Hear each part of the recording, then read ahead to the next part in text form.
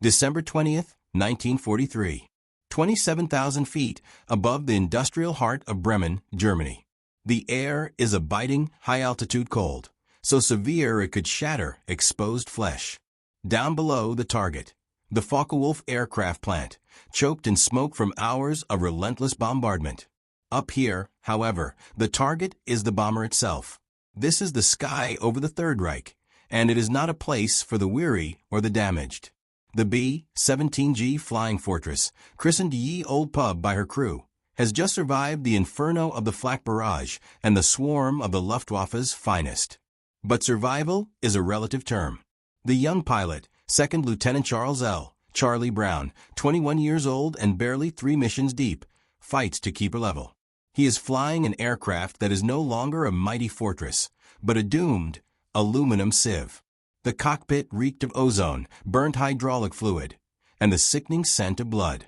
Ye Olde Pub had been struck repeatedly.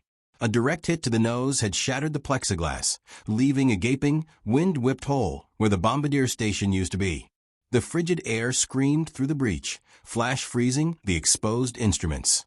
The oxygen system in the tail was wiped out. The rudder stabilizers and entire left wing were pockmarked and shredded by high-explosive shells, turning the bomber's polished skin into jagged steel wool. Worse still, the internal damage. The electrical system was failing, the trim tabs were gone, and 2 of the 4 right are 1820-97 Cyclone engines, specifically the outboard number 2 and the inboard number 3, were dead or dying, belching oily, black smoke that trailed behind the bomber like a funeral shroud. The controls, normally responsive, were now agonizingly sloppy, forcing Brown and his co-pilot, Spencer Pinky Luke, to fight the yoke with both hands against the constant, powerful pull of the damaged wing. Inside the rattling fuselage, the crew was in dire straits. The temperature was well below zero. Radio operator Lloyd Jennings lay badly wounded, and the tail gunner, Staff Sergeant Johnny Petchout, was fighting frostbite and a rapidly developing lack of oxygen. There was no medic on board. The crew chief, Technical Sergeant Harry Cal Calabrese, was doing his best to administer field dressings, but the sheer volume of wounds, shrapnel and machine gun fire, was overwhelming. The gunners were exhausted. Their guns, the M250 caliber machine guns, were either frozen, jammed, or simply out of ammunition. They had dumped everything they could, chutes, radios, even the non-essential guns, to lighten the load and claw back altitude. But Ye Olde Pub was still wallowing, losing precious height with every passing minute. They were alone, deep behind enemy lines, barely staggering at 10,000 feet, a perfect, easy target. Brown knew they wouldn't make it to the North Sea. Not like this. He looked out through the shattered windshield, his face raw from the wind, and saw only a vast, indifferent white landscape of frozen German countryside beneath them. This was it. They had done their duty, but the odds had finally caught up. Survival was no longer a hope. It was a prayer whispered in the roar of the dying engines.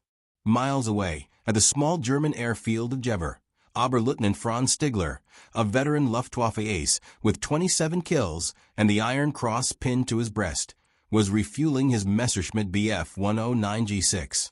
His aircraft, too, bore the scars of the day's heavy fighting. His face was grim. Stigler had seen the carnage. He knew the Americans were flying in waves, and that for every bomber they shot down, 3 more seemed to take its place. His duty was clear: find the cripples, finish them, and push back the relentless tide. He climbed back into his cockpit, the engine growling to life, and pointed the nose west. He was looking for blood in the water. Stigler, flying his formidable Bf 109G6, a machine built purely for speed and destruction, sliced through the frigid sky, his eyes scanning the vast blue expanse. He was a professional, a true believer in the aerial duel, guided by a code of honor inherited from the great German aces of World War I. He had just one mission now: locate any stragglers from the massive American raid. His fuel was limited, his ammunition dwindling, but the impulse to hunt was ingrained. It didn't take long. A trail of dense, black smoke, unmistakably avgas, mixed with hydraulic fluid, was all the marker he needed. He followed the trail southwest, descending through the clear winter air. Then he saw it. Ye Olde Pub. Even from a distance, the sight was shocking. This wasn't a damaged aircraft. It was a wreck being held together by inertia and sheer willpower. The bomber, shuddering and groaning, looked like a wounded beast dragging itself through the air. Stigler closed the distance rapidly, his hands gripping the stick and throttle of the Messerschmitt. His heart quickened with a familiar surge of adrenaline. This was an easy kill, a perfect final tally for the day. He approached the crippled B-17 from below and behind, the classical position of advantage. He adjusted his gun sight, centering the crosshairs on the fuselage.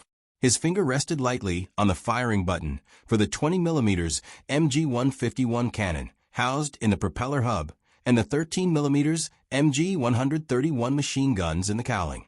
One short burst, and the bomber would tumble into the snowy fields below. As he moved closer, Stigler executed a maneuver he'd performed hundreds of times, a high-speed pass to gauge the damage and neutralize any remaining defensive fire. He flew tight to the B-17's right wing, his canopy mere feet from the bomber's shredded aluminum. It was then, in that horrifying proximity, that the reality of the situation slapped him across the face. He peered into the bomber's cabin. The nose, as Charlie Brown had seen, was completely gone, a jagged crescent of metal framing the freezing sky. He could clearly see the exposed, pale faces of the young American crewmen huddled inside, not wearing their masks. Oxygen was out. They weren't scrambling to man their guns. They were slumped, tending to the wounded. Stigler's gaze lingered on the face of the pilot, Charlie Brown. Brown looked utterly beaten, his eyes fixed on the controls, struggling, but no longer fighting him. He saw the gaping wounds along the fuselage, the twisted machine gun barrels that weren't aimed at him, and the blood that had frozen on the interior bulkheads. It was a tableau of utter defeat and suffering. A memory flashed through Stigler's mind, the words of his commanding officer, Major Gustav Rodel. "If I ever see or hear of you shooting at a man in a parachute, I will shoot you myself." Rodel's words were a distillation of the warrior's code, a tenet of air combat that Stigler deeply respected. Never attack men who are defeated. These men, battered, wounded, and helpless, were defeated. Shooting them now would not be war, it would be murder. Stigler pulled his trigger finger away from the button. He had the kill, but he refused to take it. The conflict in his mind was immediate and severe. His entire duty, his allegiance, his training, everything screamed at him to pull the trigger. But his conscience, his innate sense of honor, cried out louder. He pulled the throttle back, dropping his speed to match the bomber's pathetic crawl.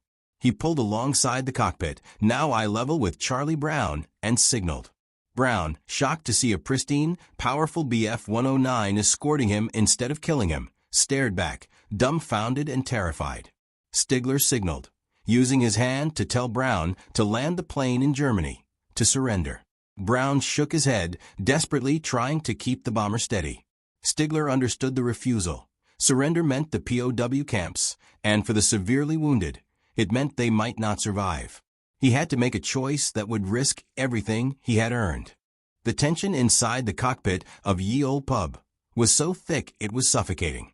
Charlie Brown, fighting the unresponsive controls, watched the German fighter pilot, Franz Stigler, in the cockpit beside him.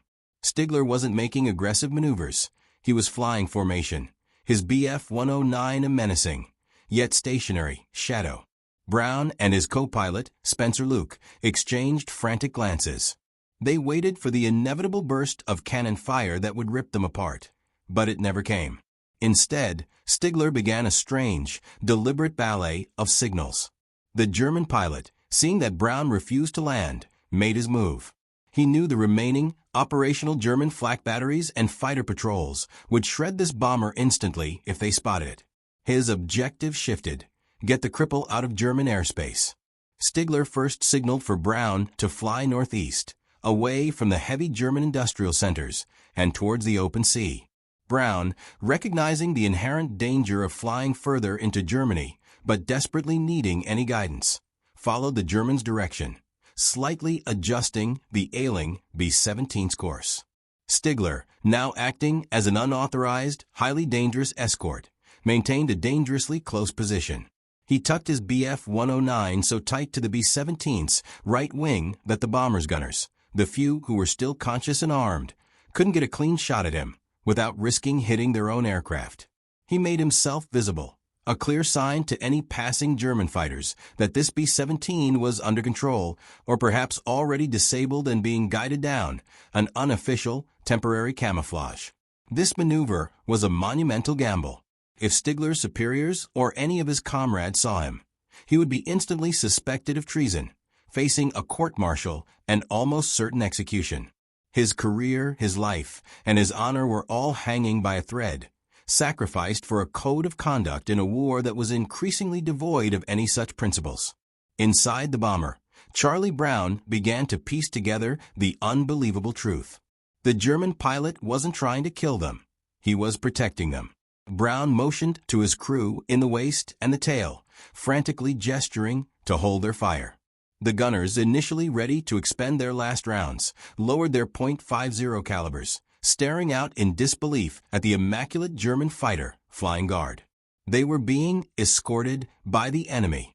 As they flew, Stigler pointed his glove toward the horizontal tail surfaces of the B-17, signaling to Brown to correct the erratic movement caused by the damage to the tail section.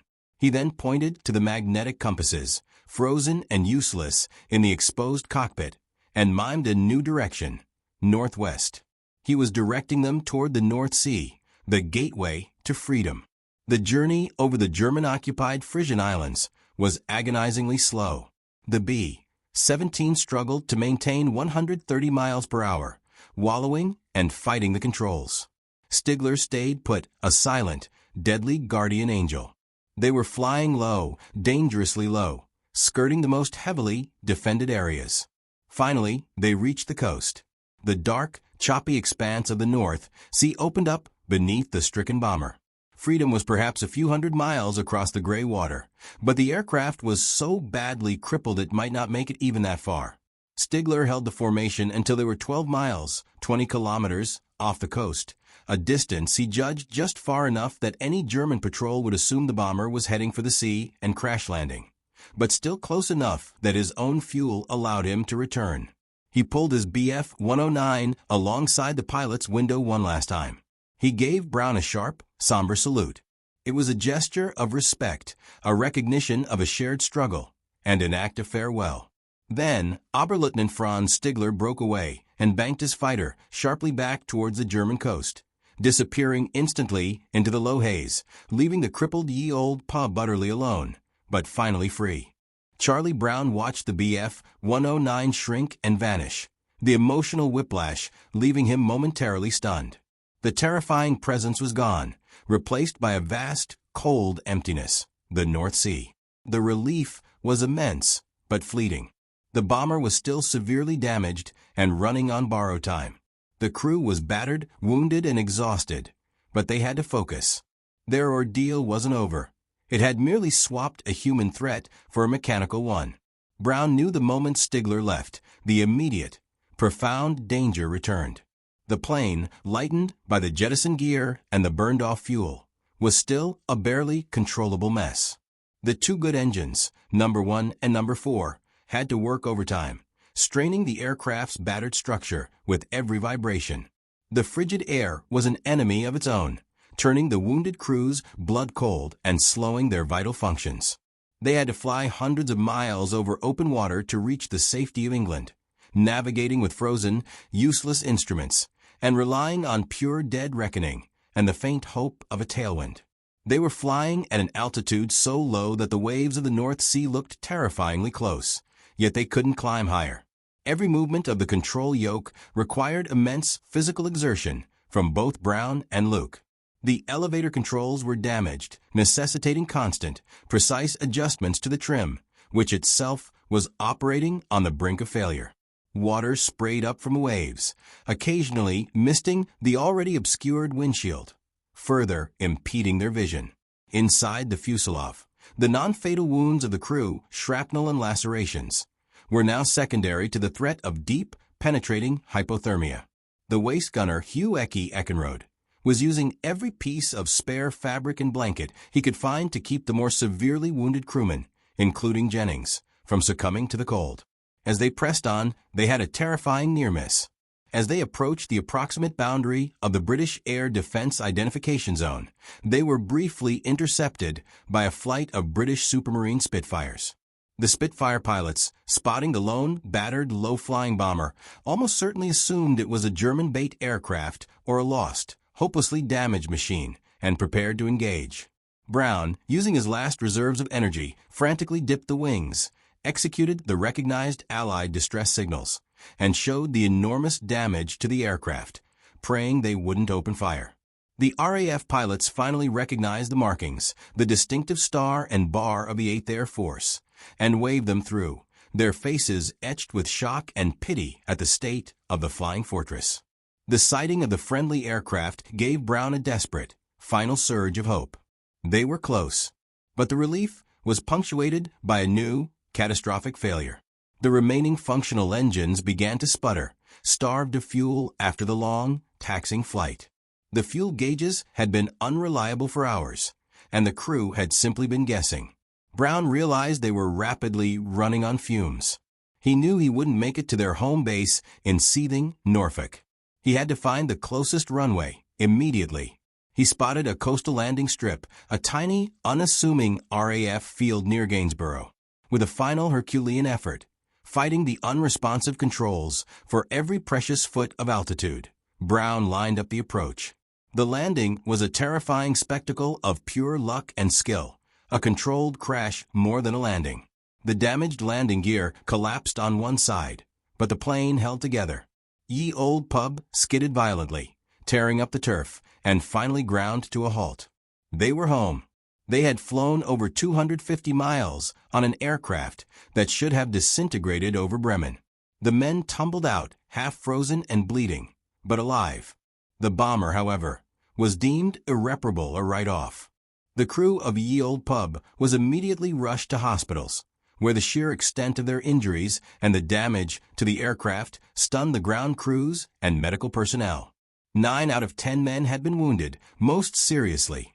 Charlie Brown, though physically intact save for severe frostbite, faced an immediate, intensive debriefing from U.S. Army Air Forces, USAAF, intelligence officers.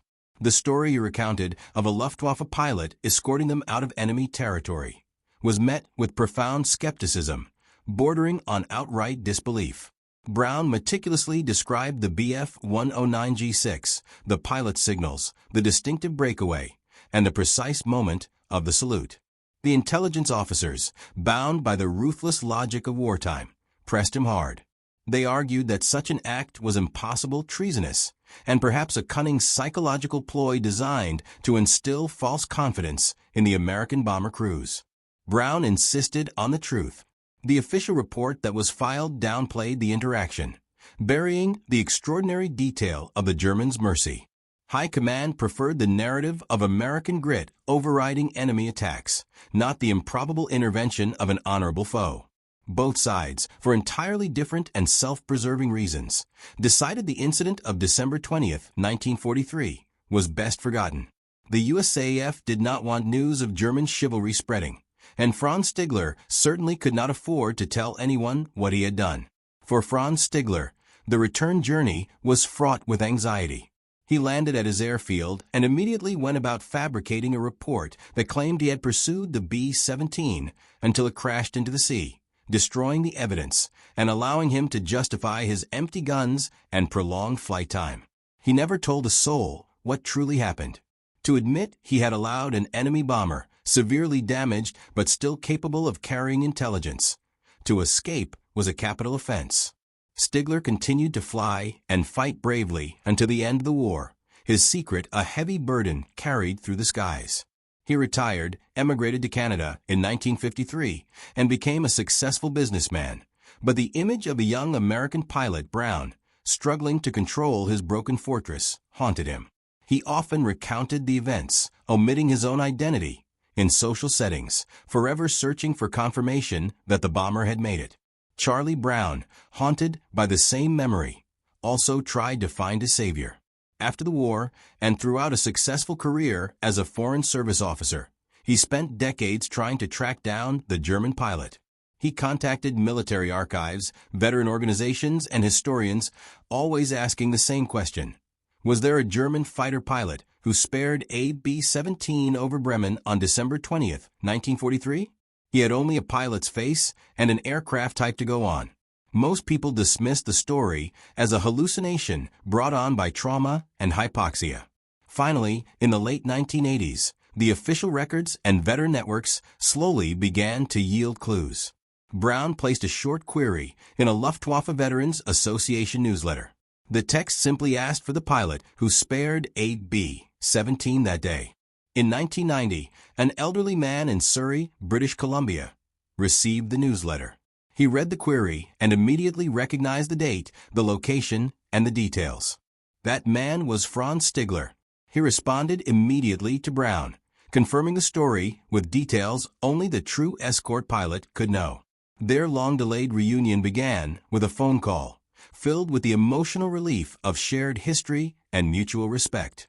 They met face-to-face shortly after and, astonishingly, became fast, inseparable friends, often traveling together to tell the remarkable story of the pilot who refused to shoot down a crippled enemy.